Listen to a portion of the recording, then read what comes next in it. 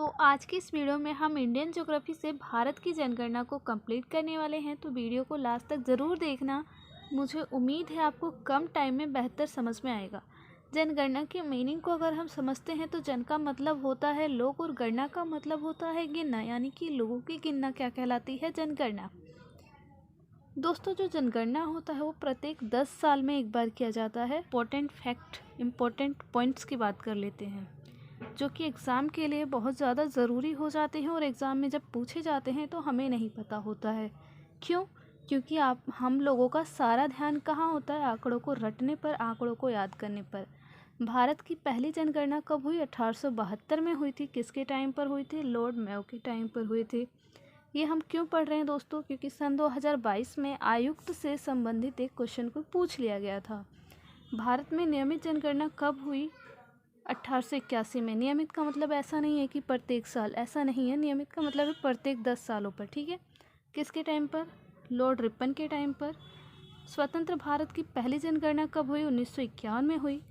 1951 की जनगणना को लघु जनसंख्या विभाजक के वर्ष के रूप में जाना जाता है। ऐसा क्यों है?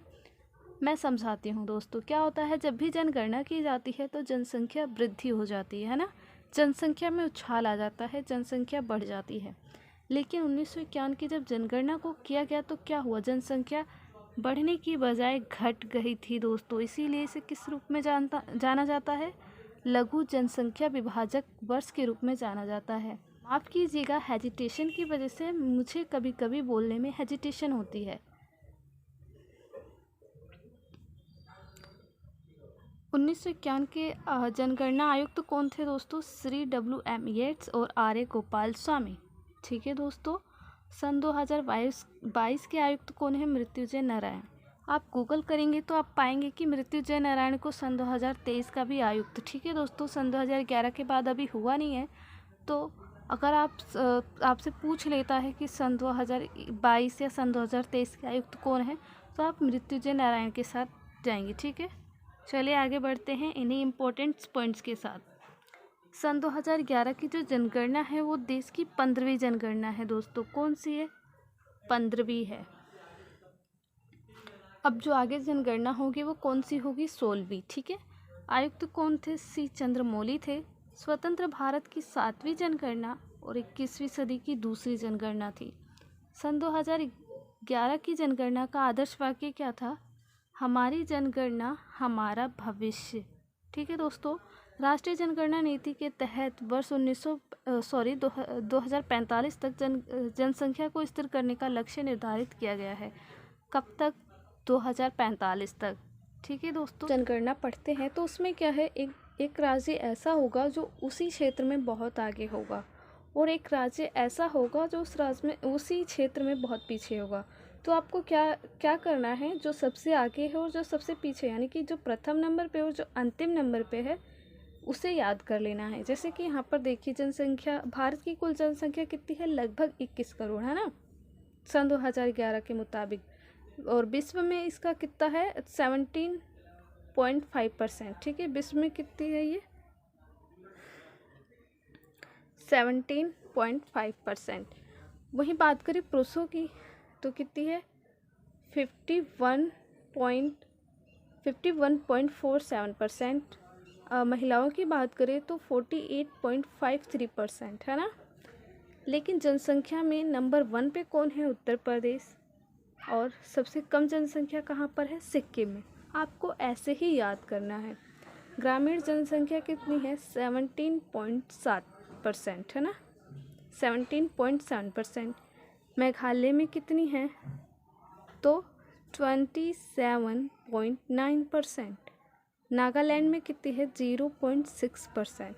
लिंगानुपात की बात करें तो ये कितना है पूरे भारत में? ये जो आंकड़े हैं दोस्तों, ये पूरे भारत के लिए इस्तेमाल किए गए हैं। पूरे भारत में कितने हैं?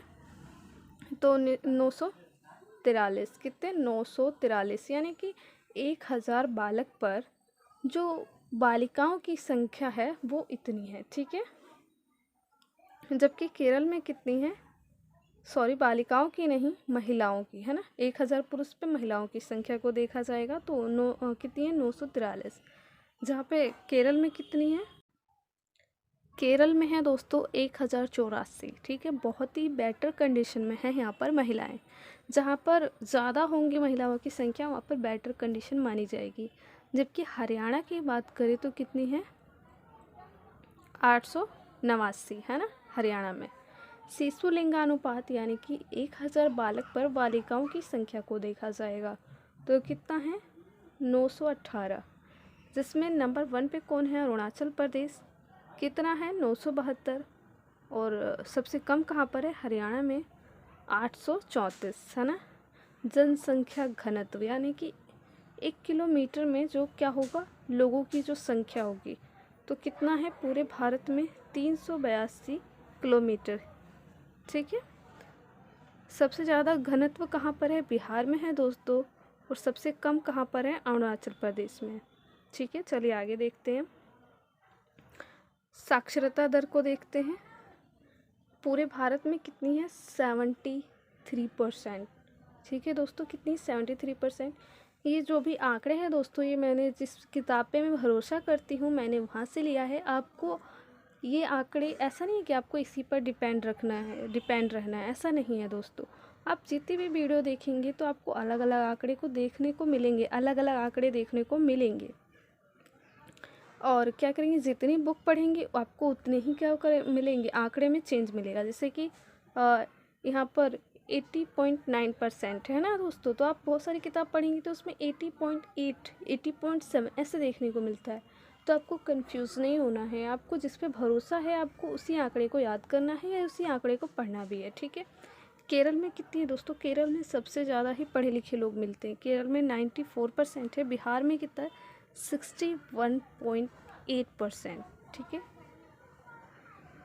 पुरुषों की यहाँ पर दिखाई गई है, यहाँ पे महिलाओं की दोस्तों, यहाँ पे अनुसूचित जातियों की, ठीक है। तो आपको स्क्रीनशॉट लेना है और इन सबको याद करना है। यहाँ पे देखिए अनुसूचित जाति प्रतिशत में कितने हैं, तो 16.6%। पंजाब में कितने हैं, तो 31.9%। वहीं पे बात करें अनुसूचित जनजाति, जनसंख्या कितनी है, तो कितनी है दोस्तों, 10.43 करोड़, ठीक है। मध्य प्रदेश में सबसे ज़्यादा है। अनुसूचित जनजाति प्रतिशत की बात करें तो 8.6%। मिजोरम में सबसे ज़्यादा है, 94.4%, ठीक है दोस्तों। उम्मीद है आपको क्लास अच्छी लगी होगी। क्लास बस आपको समझाने के लिए थी, ठीक है दोस्तों।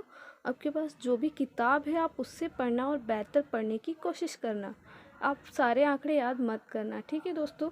और ज्योग्राफी की अगर आपको अदर्स टॉपिक देखनी है तो आप मेरे चैनल पे विजिट कर सकते हैं, मेरे प्लेलिस्ट से आप देख सकते हैं। वीडियो कैसी लगी कमेंट करके ज़रूर बताना।